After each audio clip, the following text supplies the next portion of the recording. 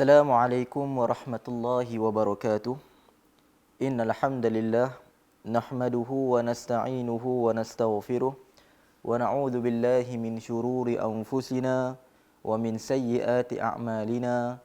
May yahdihillahu fala mudilla lah wa may yudlilhu fala hadiyalah. Asyhadu an la ilaha illallah wahdahu la syarika lah wa asyhadu anna Muhammadan 'abduhu wa rasuluh, amma ba'd. Muslimin dan muslimat, hadirin dan hadirat yang dirahmati dan dikasihi Allah Subhanahu wa taala sekalian, alhamdulillah, bersyukur kita kepada Allah Subhanahu wa taala di atas segala kurniaan dan juga nikmat yang telah diberikan oleh Allah Subhanahu wa taala kepada kita semua. Moga-moga dengan nikmat sihat, dengan nikmat masa lapang, nikmat penglihatan dan juga pendengaran yang kita dapat daripada Allah Subhanahu wa taala dapat kita gunakan pada jalan mendekatkan diri kepada Allah Subhanahu wa taala. Di dalam hadis riwayat Muslim, Nabi SAW bersabda, "Man salaka tariqan yaltamisu fihi ilma, sahhalallahu lahu bihi tariqan ilal jannah." Barang siapa yang menempuh satu jalan dalam menuntut ilmu, maka Allah Subhanahu wa taala akan mempermudahkan baginya jalan ke syurga. Jadi tuan-tuan dan puan-puan, hadirin dan hadirat dirahmati Allah sekalian, insya-Allah pada pagi yang mulia ini kita akan membahaskan tentang satu topik yang sangat penting, saya kira, tentang satu topik yang perlu kita amati dan perlu kita amalkan dalam kehidupan seharian kita, iaitu berkenaan dengan bagaimana pentingnya untuk kita menjauhi syirik-syirik kecil. Jadi tuan-tuan dan puan-puan, Al-Imam Ibn Hajar Al-Asqalani yang wafat pada tahun 852 Hijrah, beliau telah mengarang kitab Bulughul Maram. Di dalam kitab Bulughul Maram itu ada satu kitab yang terakhir yang diletakkan, iaitu Kitabul Jami', yang menghimpunkan pelbagai hadis berkaitan dengan adab, berkaitan dengan zikir dan doa, berkaitan dengan keutamaan kita berakhlak mulia, peringatan kepada kita tentang buruknya berakhlak dengan akhlak yang buruk. Dan kemudiannya di dalam bab peringatan terhadap akhlak ini, tuan-tuan dan puan-puan, Al-Imam Ibn Hajar memasukkan satu hadis yang diriwayatkan daripada Mahmud bin Labid. An Mahmud bin Labid radhiyallahu anhu qala Rasulullah sallallahu alaihi wasallam, "Inna akhwafa ma akhafu alaikum asy-syirkul asghar," yakni ar-riya. Akhrajahu Ahmad bisanadin hasan. Jadi tuan-tuan dan puan-puan, daripada sahabat Nabi SAW, Mahmud bin Labid radhiyallahu anh, ia berkata, Rasulullah SAW bersabda, "Inna akhwafa," sesungguhnya perkara yang paling aku takut, "ma akhafu alaikum," yang aku takut menimpa atas kalian adalah asyirkul asghar, iaitu syirik yang kecil. Yang ni apa dia syirik yang kecil, tuan-tuan dan puan-puan?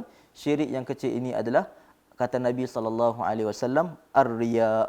Jadi tuan-tuan dan puan-puan dirahmati Allah Subhanahu wa taala, hadis ini adalah hadis yang sangat penting yang menjelaskan salah satu daripada perilaku seseorang yang berakhlak buruk kepada Allah Subhanahu wa taala. Kenapa kita kata akhlak yang ni akhlak yang buruk? Kerana Allah Subhanahu wa taala tidak menjadikan sesuatu amal ibadat itu melainkan kesemua amal ibadat yang kita lakukan itu hanyalah kepada Allah Subhanahu wa taala. Dan kita tidak berhak menyembah pada Allah Subhanahu wa taala dengan tujuan selain daripada mendapat keredaan Allah Subhanahu wa taala. Jadi tuan-tuan dan puan-puan, selalu bila mana kita solat, di dalam solat kita baca surah Al-Fatihah. Di dalam surah Al-Fatihah kita menyebutkan satu ayat, iaitu iyyaka na'budu wa iyyaka nasta'in. Hanya kepada engkau kami menyembah dan hanya kepada engkau kami memohon pertolongan. Jadi tuan-tuan dan puan-puan, di dalam ayat itu telah pun kita jelaskan bahawasanya kita mengaku, aku beribadat ini hanyalah kepada engkau.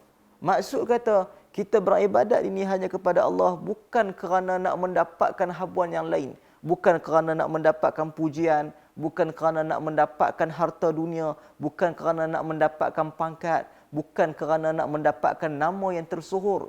Jadi tuan-tuan dan puan-puan, kita telah jelaskan, iyyaka na'budu wa iyyaka nasta'in. Hanya kepada Engkau kami menyembah dan hanya kepada Engkau kami memohon pertolongan.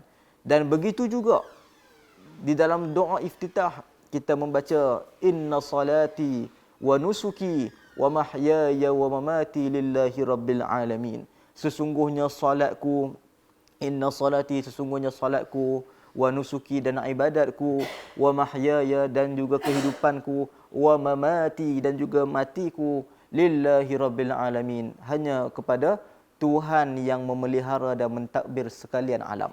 Jadi tuan-tuan dan puan-puan, dalam doa iftitah pun kita telah menyebutkan ayat di mana kita beribadat ini hanya kepada Allah Subhanahu wa taala. Tapi tuan-tuan dan puan-puan, ramai orang pada hari ini kadang-kadang dia tidak ambil benda ni sebagai benda yang serius. Betapa ramai orang tuan-tuan dan puan-puan yang cukup ambil berat tentang isu taharah dari sudut kebersihan diri dia daripada najis, daripada kotoran-kotoran. Bimbang tak lagi bila masuk dalam solat akan membawa benda-benda yang kotor, najis dan sebagainya, dia akan cek dulu sebelum dia solat. Tapi tuan-tuan dan puan-puan, tak ramai orang yang bila mana nak melakukan amalan ibadat seperti solat, seperti puasa, seperti sedekah, tetapi mereka menyemak dahulu kod-kod dalam diri mereka, belum hilang lagi kotoran, iaitu riak. Jadi tuan-tuan dan puan-puan, telah kita fahami bahawasanya bila mana di dalam hadis Nabi menyebutkan asyirkul asghar, adanya syirik kecil, secara automatiknya adanya syirik yang besar. Jadi tuan-tuan dan puan-puan, syirik ini terbahagi kepada dua. Yang pertama asyirkul akbar, yang keduanya adalah asyirkul asghar, syirik yang besar dan juga syirik yang kecil. Tetapi tuan-tuan dan puan-puan, syirik yang kecil ini, syirik asghar ini, dia lebih ringan kalau nak dibandingkan dengan syirik akbar. Walaupun kita katakan kedua-duanya adalah dosa besar yang tak sepatutnya bagi seorang yang beribadah kepada Allah, orang yang mukmin, melakukan hal sedemikian. Tetapi tuan-tuan dan puan-puan, kalau kita nak bandingkan dari sudut dosa bagi orang yang melakukan syirik yang besar ini lebih teruk tuan-tuan dan puan-puan. Dan saya akan kupas terlebih dahulu syirik yang besar ini apa musibahnya. Ada 3 musibah tuan-tuan dan puan-puan yang menimpa bagi orang yang melakukan syirik yang besar. Yang pertama sekali tuan-tuan dan puan-puan, orang yang melakukan syirik akbar, syirik yang besar, maka akan menggugurkan seluruh amalan yang dia lakukan. Misal kata seseorang yang beribadat kepada Allah selama 50 tahun, 60 tahun lamanya dia beribadat kepada Allah Subhanahu wa taala. Akan tetapi bila mana dia melakukan syirik akbar, maka segala amalan yang dilakukan berpuluh-puluh tahun akan gugur begitu sahaja. Dan perkara ini tuan-tuan dan puan-puan telah pun dijelaskan oleh Allah Subhanahu wa taala dalam surah Az-Zumar ayat ke-65. Bila mana Allah Taala menyatakan, walaqad uhiya ilaika wa ilal ladzina min qablika la in asyrakta la yahbatanna amaluka wa la takunanna minal khasirin. Allah Taala menyatakan, telah diwahyukan kepada engkau dan juga nabi-nabi sebelum engkau, kalau engkau berbuat syirik, yakni syirik akbar, maka akan gugur seluruh amalanmu dan engkau sungguh-sungguh akan menjadi orang yang rugi. La takunanna minal khasirin. Kau sungguh-sungguh akan menjadi insan yang rugi. Jadi tuan-tuan dan puan-puan, ayat ini kita nampak Allah Taala tujukan kepada Nabi sallallahu alaihi wasallam. Dan demikian juga tuan-tuan dan puan-puan, dalam ayat berikutnya dijelas dalam ayat yang kita katakan ayat yang lain, dalam surah Al-An'am misalnya, Allah Taala menjelaskan tentang bahaya syirik akbar ini kepada para nabi. Bila mana Allah Taala menyatakan, walau asyraku la habita anhum ma kanu ya'malun. Kalau seandainya mereka berbuat syirik, maka akan gugur amalan yang telah mereka lakukan. Ayat-ayat, kedua-dua ayat ini tuan-tuan dan puan-puan, kita nampak ia ditujukan kepada Nabi, ditujukan kepada para Nabi. Jadi, ayat ini nak mention kepada kita, sekiranya insan yang dekat dengan Allah Ta'ala, sekiranya manusia yang dekat dengan Allah Ta'ala, yang banyak beribadat kepada Allah Ta'ala, yang Allah Ta'ala sampaikan kepada mereka wahyu untuk mereka sebar kepada masyarakat, pun Allah Ta'ala akan azab mereka dengan azab, iaitu Allah gugurkan segala amal mereka. Apatah lagi kita yang kita yang tak berapa nak dekat dengan Allah Taala. Jadi tuan-tuan dan puan-puan, bila mana Allah Taala menyatakan azab ataupun ancaman itu kepada para nabi, kepada Nabi sallallahu alaihi wasallam, menunjukkan bahawasanya kalau kita buat pun kita pun akan menerima nasib yang sama. Jadi tuan-tuan dan puan-puan, itu ancaman yang pertama bagi orang yang melakukan syirik yang akbar. Dan tuan-tuan dan puan-puan, ada lagi azab ataupun kita katakan ancaman yang kedua bagi orang yang melakukan syirik akbar ini, tuan-tuan dan puan-puan.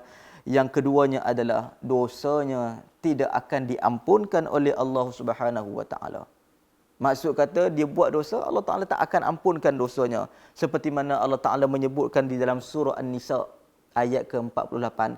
Allah Taala menyatakan, "Innallaha la yaghfiru an Innallaha la yaghfiru an yushraka bihi wa yaghfiru ma duna dzalika liman yasha." Sesungguhnya Allah tidak akan mengampuni dosa syirik dan mengampuni dosa selainnya bagi sesiapa yang dikehendaki.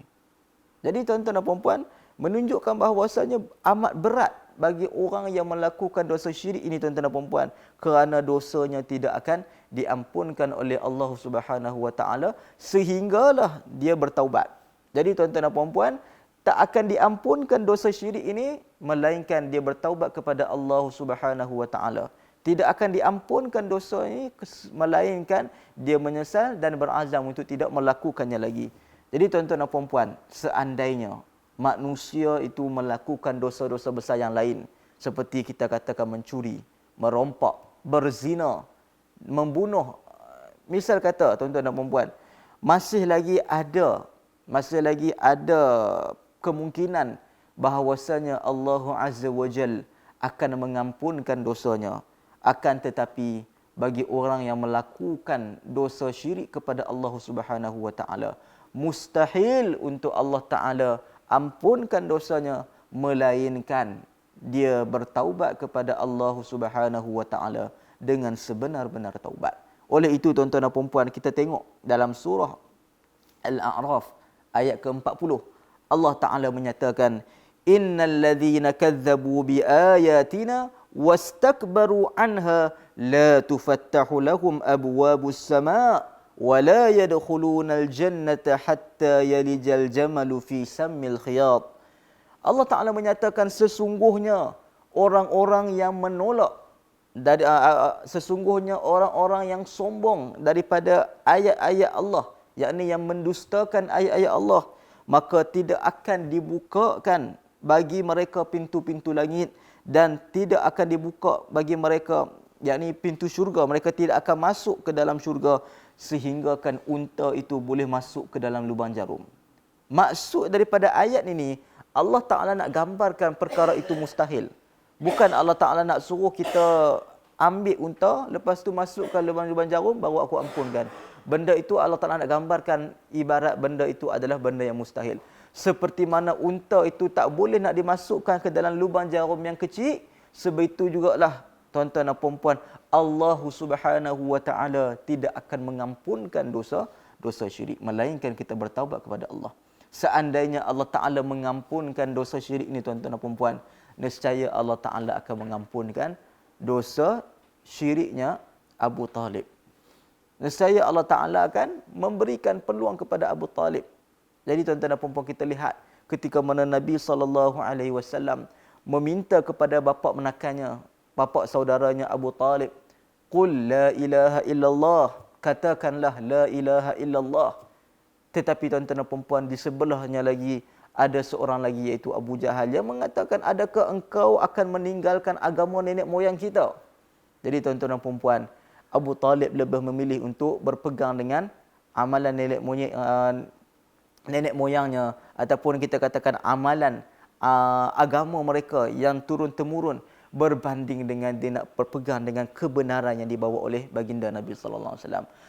Akibat daripada hal tersebut, tuan-tuan dan puan-puan, Abu Talib akhirnya meninggal dalam keadaan tidak mendapat redha syurga daripada Allah Subhanahu wa taala, tidak mendapat rahmat daripada Allah Subhanahu wa taala. Tetapi tuan-tuan dan puan-puan, walaupun demikian, Allah Taala memberikan keringanan azab kepada Abu Talib. Ini telah jelas disebutkan di dalam hadis-hadis. Jadi tuan-tuan dan puan-puan menunjukkan hal ini apa? Hal ini menunjukkan tentang betapa dahsyat dan bahayanya dosa melakukan syirik akbar kepada Allah Subhanahu wa taala. Okey tuan-tuan dan puan-puan, itu yang kedua. Dan musibah yang ketiganya tuan-tuan dan puan-puan, orang yang melakukan syirik akbar maka mereka akan kekal berada di dalam neraka jahanam Allah Subhanahu wa taala. Wal iyadu billah. Dan tuan-tuan dan puan-puan, yang menunjukkan akan hal tersebut adalah berdasarkan firman Allah Subhanahu wa taala dalam surah Al-Maidah ayat ke-72, bila mana Allah Taala menyebutkan innahu may yusyrik billah faqad harramallahu alaihi al-jannah wa ma'wahu an-nar wa ma lidh-dhalimin min ansar. Sesungguhnya orang yang melakukan syirik kepada Allah, maka telah Allah haramkan syurga baginya dan tempat kembalinya adalah neraka jahanam dan tidak ada penolong baginya. Jadi tuan-tuan dan puan-puan, kita nampak bahawasanya ada tiga, yang ketiga-tiga musibah ini cukup dahsyat. Yang sama ada kita katakan tidak akan gugur seluruh amalannya, yang kedua tidak akan diampunkan dosanya, dan akan kekal berada di dalam neraka buat selama-lamanya. Jadi tuan-tuan dan puan-puan, sama-samalah kita berlindung daripada melakukan syirik yang akbar. Kita beribadah kepada Allah, kita beribadah kepada Allah Taala, dan kita tak menjadikan sembahan selain daripada Allah Subhanahu wa taala. Itulah pentingnya kita menjaga tauhid kita tuan-tuan dan puan-puan agar tidak melakukan perkara sedemikian. Dan tuan-tuan dan puan-puan, kalau kita nak bandingkan pula, tadi kita bincang berkenaan dengan syirik yang akbar. Syirik yang asghar pula, syirik yang kecil ini tuan-tuan dan puan-puan, dia walaupun kita katakan dia masih ringan, tapi kita katakan dia tetap termasuk dalam kategori dosa lah. Jadi tuan-tuan dan puan-puan, misalnya seseorang yang kita katakan dia menunaikan solat sebanyak 5 kali, tetapi dalam 5 kali ini ada 2 solat yang dia lakukan tidak ikhlas kerana Allah Ta'ala. Dia melakukan amalan tersebut tidak ikhlas, maka Allah Ta'ala menolak 2 solat tersebut dan Allah menerima 3 solat. Jadi menunjukkan apa tuan-tuan dan puan-puan? Akan gugur amalan yang berlaku riak dalam ibadat tersebut. Sekiranya dalam ibadat itu ada riak, maka amalan itu yang gugur, tetapi tidak pada amalan yang lain. Jadi tuan-tuan dan puan-puan, ini di antara mungkin kita katakan keringanan sedikit bagi orang yang melakukan syirik asghar ini.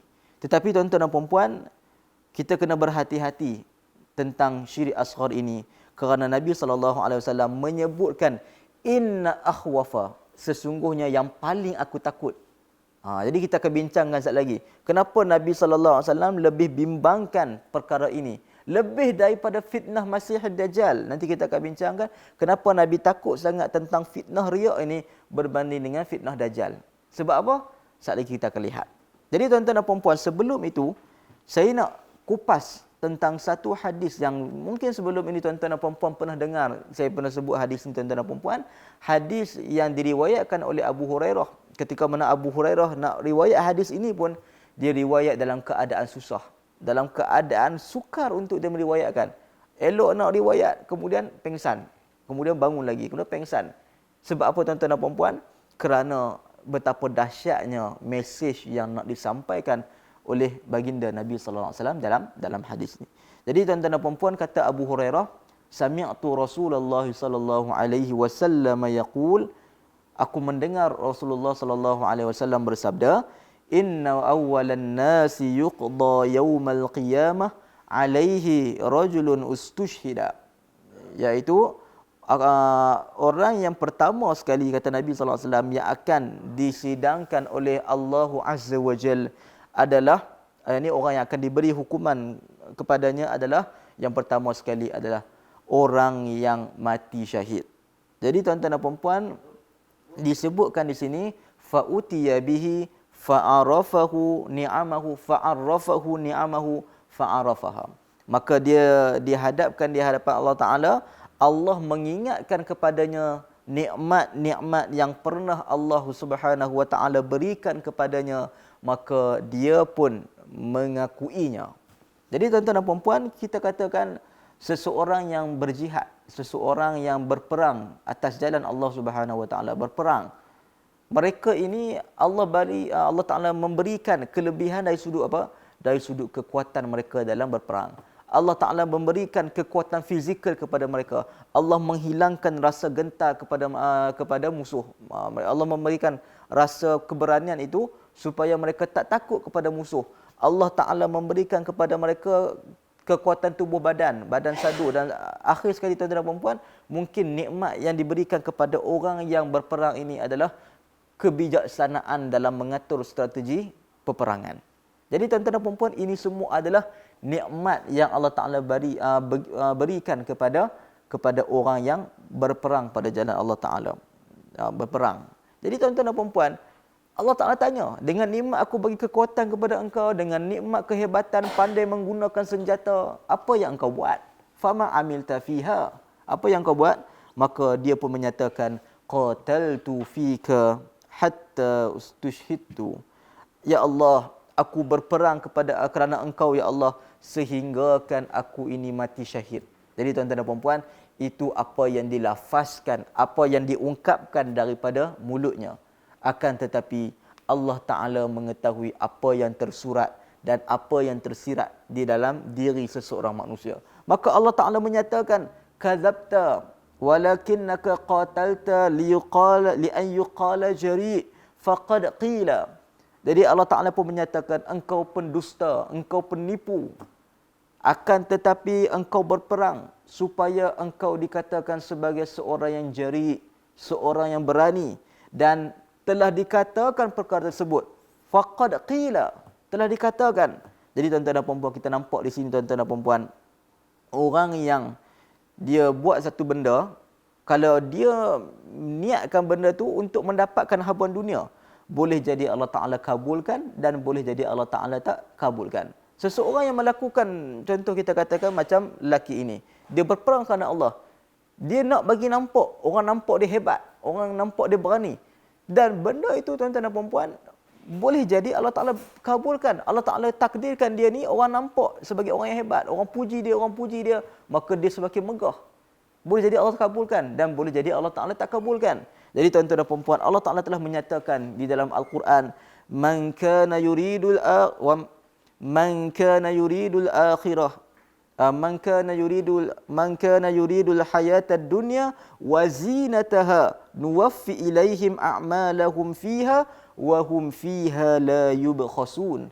Barang siapa yang melakukan amal soleh kerana mengharapkan dunia dan perhiasannya, maka kami akan memberikan tujuan tersebut dan mereka tidak akan dikurangi. Nampak tak tuan-tuan dan puan-puan di sini? Allah sebut, siapa-siapa yang nak buat amal soleh kerana nak dapatkan dunia, nak mendapatkan perhiasan dunia, nuwaffi ilaihim, kami akan berikan tujuan tersebut. Nuwaffi ilaihim a'malahum fiha, kami akan bagi. Wa hum fiha la yubkhasun, dan mereka tidak akan dikurangi. Menunjukkan kepada tuan-tuan dan puan-puan, kalau orang yang buat satu amalan, dia minta benda habuan dunia, boleh jadi Allah Ta'ala akan bagi. Orang yang bersedekah, orang yang dia buat satu amalan tetapi dia minta habuan dunia, tuan-tuan dan puan-puan, dia minta dipuji, minta dinaikkan pangkat, dia nak minta habuan dunia, dan dia buat tu bukan ikhlas kerana Allah Ta'ala. Jadi tuan-tuan dan puan-puan, perkara ini akan memberikan kesan yang buruk dalam kehidupan akhirat dia, tetapi boleh jadi keberuntungan pada dunianya bila mana Allah Ta'ala bagi, tetapi dia akan mendapat kerugian di akhirat kelak. Dan begitu juga tuan-tuan dan puan-puan, kita tengok pula pada ayat seterusnya, rangkap seterusnya, hadis, kemudian Nabi menyatakan, thumma umira bihi fasuhiba ala wajhihi hatta ulqiya finnar. Kemudian Allah Ta'ala memerintahkan malaikah, maka malaikah pun menyeret di atas wajahnya, maksudnya dihinakan, kemudian dilemparkan ke dalam neraka Jahannam. Bayangkan tuan-tuan dan puan-puan. Dan begitu juga tuan-tuan dan puan-puan, dalam hadis ini disebutkan bahawasanya warajulun ta'allamal Qur'an warajulun ta'allamal ilma wa 'allamahu wa qara'al Qur'an, iaitu seseorang yang mempelajari ilmu. Yang dimaksudkan di sini adalah ilmu agama. Kita katakan ilmu fiqh, ilmu tauhid, ilmu berkaitan dengan akhlak, ilmu dengan berkaitan apa-apa yang berkaitan dengan agama. Kemudian dia mengajarkan ilmu tersebut dan dia juga membaca Al-Quran. Jadi tuan-tuan dan puan, ini mungkin kita pun terancam juga tuan-tuan dan puan, kerana kita sering mendengar kuliah, kita mendengar pengajian, kita kadang-kadang kita mengajak orang. Jadi tuan-tuan dan puan, benda tu benda yang baik, benda yang soleh, amal soleh. Tetapi tuan-tuan dan puan, ada perkara yang perlu kita ingatkan dalam diri kita, iaitu membersihkan jiwa kita, mengikhlaskan hati kita, melakukan perkara tersebut hanya kepada Allah Subhanahu wa taala. Kemudian tuan-tuan dan puan, Allah Taala Allah Taala ceritakan kepada dia tentang nikmat yang Allah bagi kepada dia. Fa utiya bihi fa'arrafahu ni'amahu fa'arafaha. Allah akan hadirkan kepada dia, kemudian Allah ingatkan kepada dia nikmat-nikmat yang Allah bagi, dan dia pun mengaku, dia pun ingat. Kemudian Allah Taala tanya pula, fama amilta fiha, apa yang kau buat dengan nikmat kepandaian, dengan nikmat aku bagi engkau ni baca Quran sedap, aku bagi engkau ni suara yang lunak, suara yang pandai bertaranum, suara yang kita katakan boleh membaca Al-Quran dengan lancar. Apa yang kau buat? Mungkin orang tu akan mengatakan, qal ta'allamtul ilma wa 'allamtuhu. Jadi ta'allamtul ilma wa 'allamtuhu wa qara'tu fikal Quran. Jadi lelaki itu mengatakan, aku belajar ilmu, aku pun mengajarkannya, aku membaca Al-Quran. Semua itu aku lakukan kerana engkau ya Allah. Jadi tuan-tuan dan puan-puan, mulut kalau kata kerana Allah, belum tentu ia kerana Allah. Setengah orang tuan-tuan dan puan-puan melafazkan niat dalam solat. Melafazkan niat, usalli fardul maghrib 3 rakaatin lillahi ta'ala. Saja aku solat maghrib 3 rakaat kerana Allah Ta'ala. Melafazkan lillahi ta'ala itu belum tentu apa yang dia buat itu kerana Allah. Kerana Allah Ta'ala tidak menilai dari sudut apa yang dilafazkan, tetapi apa yang tersirat di dalam hatinya. Apa yang dia singkapkan tuan-tuan dan puan-puan, apa yang dilafazkan, aku buat kerana Allah Ta'ala. Kadang-kadang orang sedekah, nah aku bagi lillahi ta'ala, lillahi ta'ala. Belum tentu membuktikan dia itu ikhlas kerana Allah Ta'ala, kerana Allah Ta'ala itu amat teliti. Jadi tuan-tuan dan puan-puan, disebutkan di sini, Allah Ta'ala pun bila mana lelaki itu menyatakan, bila mana seseorang itu mengatakan, aku mengaji ilmu, aku baca Quran, aku mengajarkan, semuanya kerana engkau ya Allah. Kemudian Allah Ta'ala kata, kazabta, engkau pendusta. Walakinnaka ta'allamtal ilma, akan tetapi engkau mempelajari ilmu agama, mempelajarinya. Kita katakan engkau belajar ilmu supaya engkau dikenal sebagai seorang yang alim. Engkau belajar Al-Quran supaya engkau dikenal sebagai seorang yang qari. Dan Allah kata faqad qila, dan telah pun diperkatakan hal sedemikian. Jadi tuan-tuan dan puan-puan, disebabkan niat tidak elok, akhirnya dia dilemparkan ke dalam api neraka. Thumma umira bihi fasuhiba ala wajhihi hatta ulqiya finnar. Maka dia pun dilemparkan ke dalam api neraka. Dan kemudiannya tuan-tuan dan puan-puan, Allah Ta'ala ada disebutkan dalam hadis itu, wa rajulun wassa'allahu alaihi wa a'tahu min asnafil mal kullihi fa utiya bihi fa'arrafahu ni'amahu fa'arrafaha. Iaitu seseorang yang Allah Ta'ala memberikan kelapangan dengan harta. Allah Ta'ala berikan kepada dia segala jenis kemewahan, kita katakan rumah yang mewah, kita katakan kereta yang elok, kereta yang laju, kereta yang orang tengok orang berkenan, bagi tanah bergelung-gelung, kebun, kita katakan kebun harum manis, ada lebih kurang 50-60 pokok. Jadi tuan-tuan dan puan-puan, itu semua nikmat, kekayaan yang Allah Ta'ala berikan kepada kita, kepada seseorang. Kemudian fama amilta fiha, Allah Ta'ala tanya pula, fama amilta fiha, apa yang kau buat? Kemudian tuan-tuan dan puan-puan, kita kena ingat, bila mana Allah Ta'ala tanya ni tuan-tuan dan puan-puan, saya pernah sebut kepada tuan-tuan dan puan-puan, Allah Ta'ala akan tanya, wa an malihi min aina iktasabahu wa fima anfaqahu. Daripada harta kamu, bagaimana kamu mendapatkannya, bagaimana kamu memperolehinya, dan bagaimana kamu menginfakkannya. Allah Ta'ala tanya bagaimana kamu membelanjakannya. Dan tuan-tuan dan puan-puan, di dalam surah At-Takatsur Allah Ta'ala berfirman, thumma latus'alunna yawma idzin 'anin na'im. Sesungguhnya kalian akan ditanyakan tentang nikmat yang kalian dapat. Jadi dalam surah At-Takatsur ayat ke-8 ni, Allah Ta'ala dah bagi tahu dah akan ditanya tentang nikmat yang kita dapat. Jadi tuan-tuan dan puan-puan, beliau pun menyatakan, ma taraktu min sabili tuhibbu an yunfaqa fiha illa anfaqtu fiha laka. Ya Allah, tidak ada satu jalan Tidak ada satu jalan kebaikan pun yang engkau suka agar aku berinfak di dalamnya kecuali aku berinfak kerana engkau. Jadi tuan-tuan dan puan-puan, jalan sedekah ni banyak.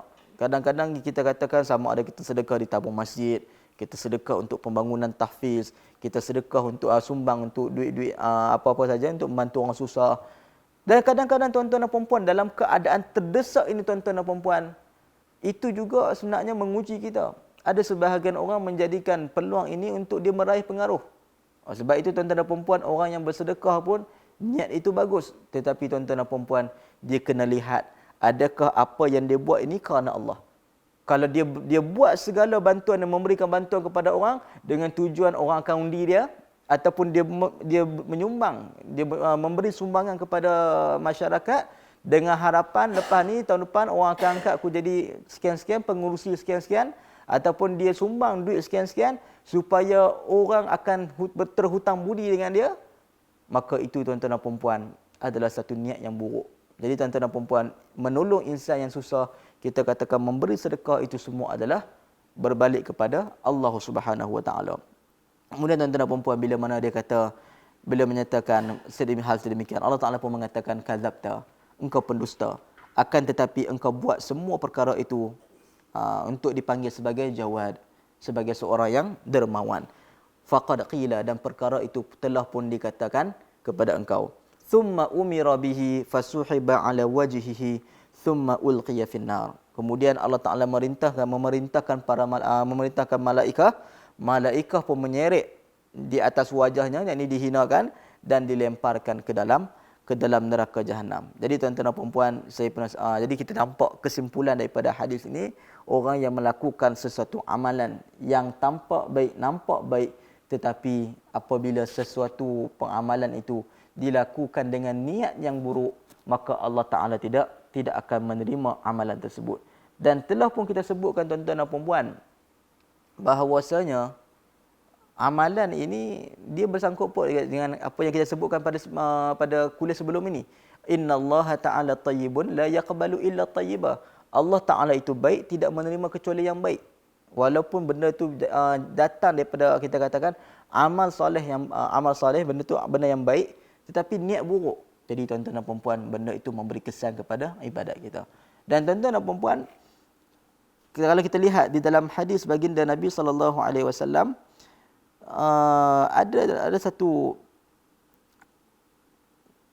ada satu bab yang mana Nabi sallallahu alaihi wasallam memberikan gambaran bahawasanya lebih bahaya perkara ini berbanding dengan fitnah dajjal. Ada sebagian ulama mengatakan bahawasanya kerana fitnah dajjal ini dia berlaku kebanyakannya orang yang ikut dajjal ni adalah orang-orang yang kafir, orang-orang musyrikin, orang-orang yang buat maksiat, orang-orang yang kita katakan kebanyakannya maksudnya mungkin orang yang tidak taat pada perintah Allah. Tetapi berbeza dengan penyakit riak yang membuat ia berlaku kepada orang yang melakukan amal soleh. Dan orang yang mencuri, orang yang sekian-sekian, orang yang buat perkara buruk yang tidak membuat, mereka tidak ada riak. Kerana apa? Kerana mereka buat itu memang perkara itu tidak dibenarkan oleh Allah Subhanahu Wa Taala. Tapi kita buat satu benda yang baik, tetapi niat kita buruk. Jadi tuan-tuan dan puan-puan, itu adalah riak. Jadi tuan-tuan dan puan-puan, ada beberapa perkara yang diberikan panduan oleh sebahagian ulama untuk kita menjauhkan riak daripada diri kita. Antaranya adalah, yang pertama sekali, kita berdoa kepada Allah Subhanahu Wa Taala agar kita dijauhkan daripada penyakit riak. Jadi tuan-tuan dan puan-puan, di antara doa yang diajarkan oleh baginda Nabi sallallahu alaihi wasallam adalah Allahumma inni a'udzubika an usyrika bika wa ana a'lam wa astaghfiruka lima la a'lam. Ya Allah, aku berlindung kepada Engkau daripada kesyirikan yang aku sedari, dan aku berlindung kepada Engkau daripada kesyirikan yang aku tidak sedari. Jadi itu di antara doa yang kita boleh amalkan. Jadi tuan-tuan dan puan-puan, ni kita buat live. Kita boleh undur balik, kalau macam tak dapat mungkin kita undur balik, kita cuba kita hafalkan. Jadi tuan-tuan dan puan-puan, itu panduan yang pertama bagaimana kita nak menghilangkan riak dalam diri kita. Yang keduanya adalah kita berusaha seboleh mungkin untuk menyembunyikan amalan kita. Seperti mana kalau kita lihat dalam satu hadis yang mana Nabi menceritakan tentang 7 orang yang dinaungi oleh Allah Subhanahu wa taala pada hari kiamat kelak. Di antara salah satunya Nabi sebut wa rajulun tasaddaqa bi sadaqatin fa akhfaha hatta la ta'lama shimaluhu ma tunfiqu yaminuh. Dan seseorang yang kita katakan seseorang yang berinfak dengan diam-diam sehingga kan tangan kirinya tidak mengetahui apa yang diinfakkan oleh tangan kanannya. Jadi tuan-tuan dan puan, dalam gambaran ini nak tunjuk kepada kita, padahal tangan kiri dan tangan kanan ni macam teman, macam rakan karib. Macam kita katakan anggota yang dekat. Tetapi tuan-tuan dan puan, nak bagi tahu hakikat bila kita buat satu amalan, biar sampai orang jangan tahu. Tapi tuan-tuan dan puan, menyembunyikan amalan di sini kita kena lihat dari sudut maslahah lah. Kadang-kadang mungkin maslahah kita memberitahu amalan kita itu memberi, kita katakan memberi manfaat yang lebih besar kepada masyarakat. Misal kata kita orang yang berpengaruh, kita tunjukkan kebaikan, misal kata kita bagi sumbangan. Mungkin masyarakat yang kaya yang tengok kita bagi sumbangan, dia pun akan rasa terikut nak memberikan sumbangan. Maka itu satu benda yang baik.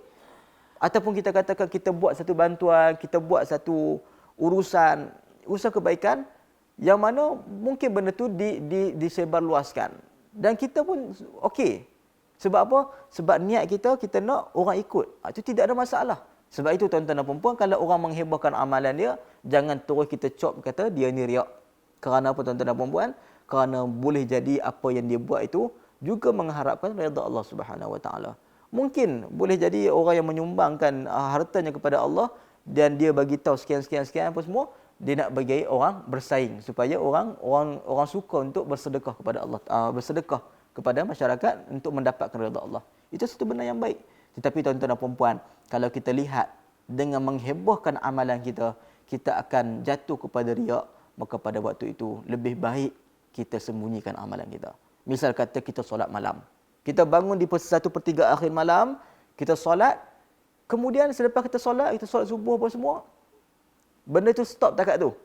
Kita tak ada esok pagi kita nak cerita dekat kawan-kawan, semalam aku letih, aku buat solat malam sampai berapa belah rakaat. Jadi tuan-tuan tak perlulah. Kadang-kadang macam puasa. Orang tak tahu kata kita puasa. Kita pun bagi tahu letih hari ni puasa. Tak perlu tuan-tuan dan puan-puan. Kerana apa? Kerana benda itu kita boleh sembunyikan supaya menyelamatkan diri kita daripada kita riak. Kita riak nak dapat pujian. Orang kata bagusnya engkau puasa. Bagusnya engkau melakukan sedekah. Jadi tuan-tuan dan puan-puan, kalau kita bimbang benda itu akan menjerumuskan kepada kebinasaan, maka lebih baik kita sembunyikan. Itu panduan yang kedua. Yang pertama, kita berdoa kepada Allah supaya dijauhkan daripada penyakit riak. Yang kedua, kita menyembunyikan amalan kita. Dan yang ketiganya adalah rajinkanlah diri membaca hadis baginda Nabi sallallahu alaihi wasallam tentang perkara-perkara yang berkaitan dengan penyucian hati.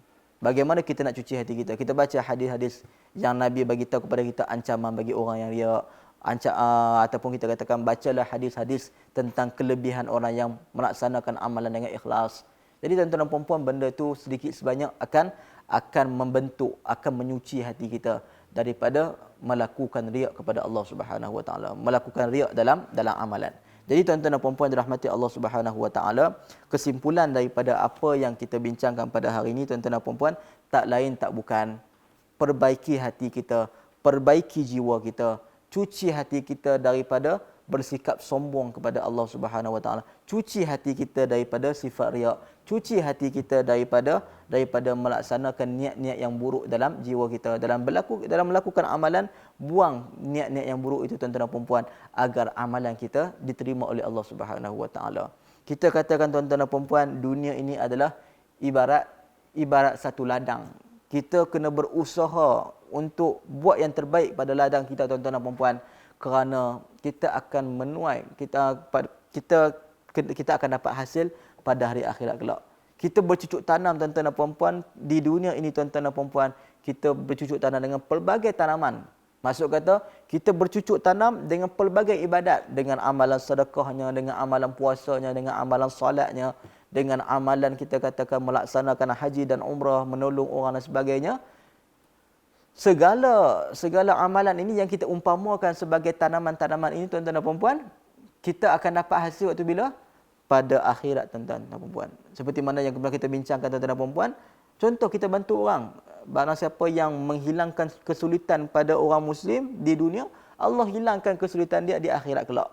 Maksud kata, kita tolong orang dulu di dunia, hakikat bantuan Allah akan berlaku di akhirat kelak. Jadi tuan-tuan dan puan, sama-sama kita mengamalkan ayat Allah Ta'ala, wa tazawwadu fa inna khairaz zadi taqwa. Berbekallah kalian kerana sebaik-baik bekalan itu adalah ketakwaan. Jadi tuan-tuan dan puan, sama-samalah kita bertakwa kepada Allah, sama-samalah kita menasihati antara satu sama lain, sama-samalah kita hidup bermasyarakat, saling kita ingat memperingati, dan kita kuatkan ikatan persaudaraan kita dalam menuju redha Allah Subhanahu wa taala.